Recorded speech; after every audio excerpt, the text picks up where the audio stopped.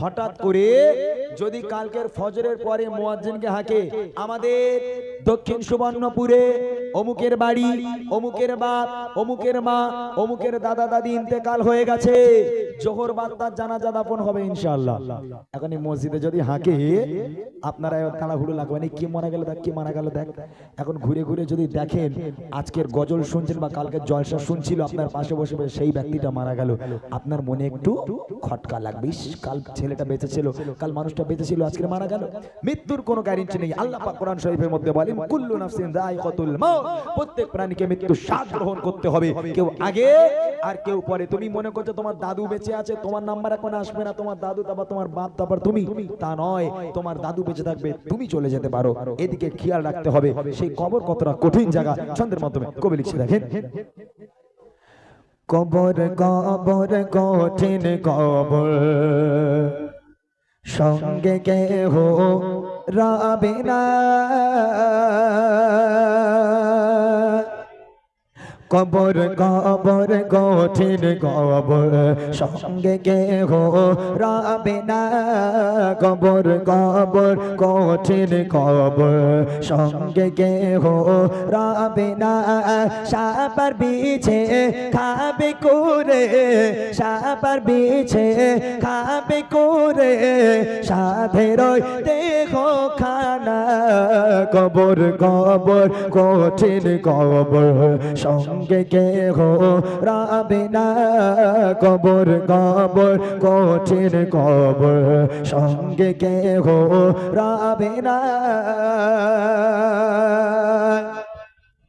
মসজিদে এলান হবে, জোহরেতে জানাজা, জোহরেতে জানাজা, সারা জীবন আয়েশে আরামে করেছো নামাজ কাজা, করেছো নামাজ কাজা, কি যে উপায় হবে তোমার, কি যে উপায় হবে তোমার, তওবা পড়া হলো না, কবর কবর কঠিন কবর, সঙ্গে কেহ রবে না, কবর কবর কঠিন কবর, সঙ্গে কেহ রবে না। সাপার বিছে খাবে করে, সাপার বিছে খাবে করে, সাধের দেহ খানা, কবর কবর কঠিন কবর, সঙ্গে কেহ রবে না। বিসমিল্লাহি ওয়া আলা মিল্লাতি রাসূলিল্লাহ। কবরে শোয়ানো হলো, পশ্চিম দিকে মুখ দেওয়া হলো, বাঁশগুলো চাপা দেওয়া হচ্ছে, তারপর চাটাই দেওয়া হয় বা কলার পাতা দেওয়া হয়, এদিকে কি দেয় জানি না। তারপর এক মুঠো করে 3 মুঠো করে মাটি দিয়ে সবাই চলে গেল। আচ্ছা, মাটি দিয়ে সবাই চলে যাচ্ছে, একটা বার কি পেছন ফিরে তাকিয়ে দেখে যে ওই কবরের মধ্যে এখন সেই মানুষটা কেমন আছে? কবরস্থান থেকে সবাই বেরিয়ে গেল, এখন কবরে যে আছে সে তো একা।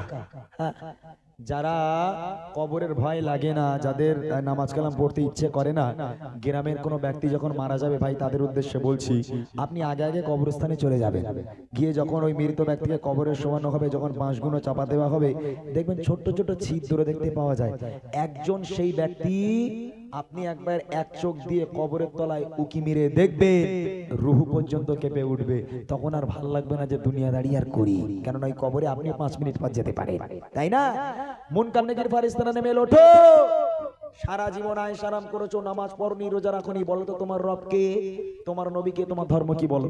ঈমান আমল থাকলে বলতে পারবো, ঈমান আমল যদি না থাকে, হায় আফসোস, হায় হায় হায় হায়, আমি জানি না। তোমরা সামনে আসবে না, হাই মুনকার নেকির ফারিস্তা দূরে সরে যাও, তোমাদের চেহারা দেখে ভয় হয়, খবরদার যেন সামনে আসবে না।